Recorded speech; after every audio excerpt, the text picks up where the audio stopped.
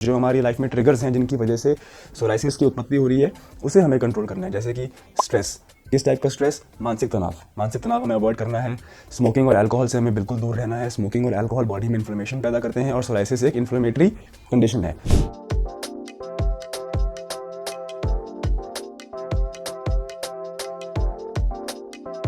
Hi everyone, मेरा नाम है डॉक्टर सम्यक धवन और वेलकम टू कायाकल्प ग्लोबल।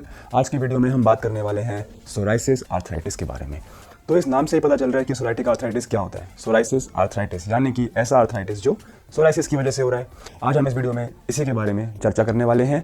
कायाकल्प ग्लोबल के बारे में आपको मैं बता दूं, हम लोग पिछले 30 सालों से 2 लाख से भी अधिक पेशेंट्स को ऑनलाइन ट्रीटमेंट दे चुके हैं और हमारा 93% सक्सेस रेट भी रहा है। तो चलिए शुरू करते हैं और जानते हैं कि आखिर सोराइटिक आर्थराइटिस क्या होता है, कैसे होता है, किन लोगों में पाया जाता है, कैसे हम इससे बच सकते हैं, इसके ट्रिगर्स को हम अवॉइड कर सकते हैं और लास्ट में हम आपको एक ऐसा ऑयल दिखाएंगे जो आपको इसमें ट्रीटमेंट में हेल्प करेगा।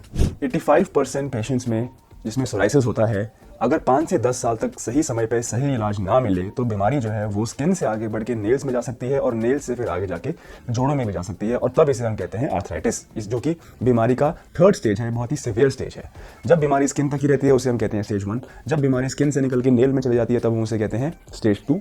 इस स्टेज में हमें जो सिम्टम्स मिलते हैं वो होते हैं पिटिंग ऑफ द नेल्स, यानी कि नाखूनों में गड्ढे पड़ जाना, नाखूनों का टूट जाना, नाखूनों का ब्रिटल हो जाना, नाखूनों का कलर बदल जाता है, वो थोड़े से येलोइश ब्राउन कलर के हो जाते हैं।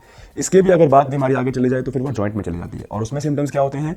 जॉइंट में दर्द होना। सुबह उठ के पेशेंट्स कंप्लेन करते हैं कि उनको मॉर्निंग स्टिफनेस रहती है, जकड़न रहती है उनकी बॉडी में जो आधे पौने घंटे तक रहती है।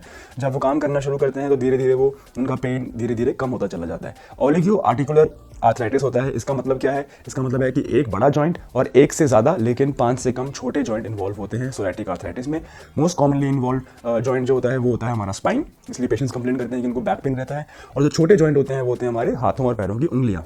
इसलिए पेशेंट्स नोट करते हैं कि जब वो बटन बंद करते हैं या कंघी करते हैं या किचन में लेडीज़ काम करती हैं तो उनको बहुत ज़्यादा पेन रहता है अपने फिंगर्स में। उनके जो सिम्टम्स होते हैं वो होते हैं swollen joints, redness of the joints, pain in the joints and specially morning stiffness. तो ये तो थे कुछ ऐसे लक्षण जो सोराइटिक आर्थराइटिस पेशेंट्स को देखने को मिलते हैं। अब ये क्यों हो रहा है? इसका सिंपल सा रीज़न ये है कि जिन पेशेंट्स में सोराइसिस पहले से ही था, सही समय पर सही इलाज ना मिलने की वजह से बीमारी अब एडवांस स्टेज में चली गई है। हाँ, 15% केसेस में ऐसा होता है, यानी कि 100 में से 15 लोग ऐसे भी होते हैं जिसमें कि सोराइसिस साथ में ही शुरू हो जाता है स्किन मैनिफेस्टेशन के, यानी कि स्किन में चमड़ी में इशू आया, साथ ही साथ जॉइंट में भी इशू शुरू हो गया।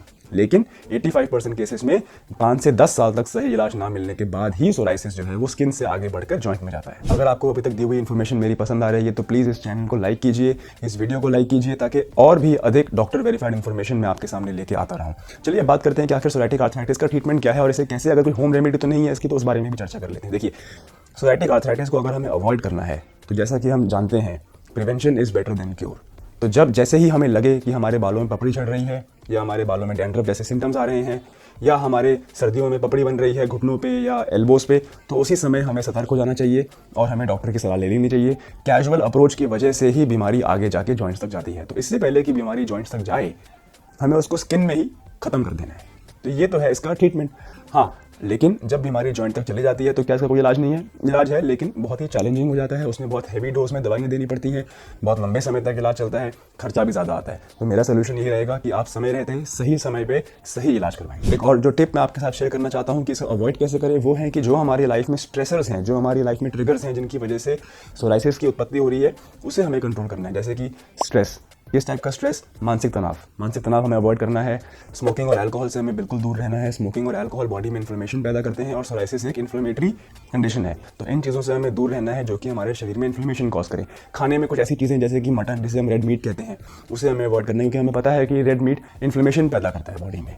थर्डली, जो चीज़ें हमें खानी चाहिए जैसे कि हल्दी, रात को सोने से पहले 3 ग्राम गर्म दूध में हल्दी मिला के हमें पीना चाहिए। स्ट्रेस को दूर करने के लिए हमें योगा प्राणायाम 20 मिनट करना चाहिए। धूप में 20 मिनट बैठने से, सन एक्सपोजर करने से, सन बेदिंग करने से स्किन में विटामिन डी बनता है जो कि हमारे स्किन सेल्स की रफ्तार जो है डिवीजन की उसको कंट्रोल करके रखता है। तो ये कुछ ऐसी हेल्पफुल टिप्स हैं जिससे हम सोराइसिस ही अवॉइड कर सकते हैं, घर बैठे बैठे उसे हम कंट्रोल कर सकते हैं।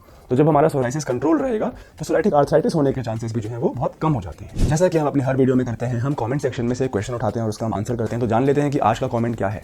एक बहुत ही अच्छा क्वेश्चन है, पेशेंट ने पूछा है या व्यूअर ने पूछा है कि सोराइसिस और लूपस में क्या फर्क है। देखिए, लूपस भी एक ऑटो इम्यून कंडीशन है जो कि इंडिया में बहुत कम मिलती है, अमेरिका में और बाहर के देशों में ज़्यादा पाई जाती है। एक ऑटो इम्यून कंडीशन है, इसमें भी एक्चुअली रैश मिलता है, लेकिन वो जो रैश होता है लूपस का, वो फेस पे होता है, वो हमारे नाक और चीक्स पे होता है, उसे बटरफ्लाई रैश कहते हैं। सोराइसिस में फेस पे रैश बहुत ही रेयरली देखने को मिलता है। सेकेंडली, लूपस का जो रैश होता है वो सन एक्सपोजर से बढ़ जाता है, लेकिन सोराइसिस में सन एक्सपोजर बेनिफिशियल रहता है। थर्डली, लूपस में साथ साथ जॉइंट पेन भी होता है, लेकिन सोराइसिस में जॉइंट पेन तभी होता है जब बीमारी बहुत आगे जाके जॉइंट तक चली जाती है।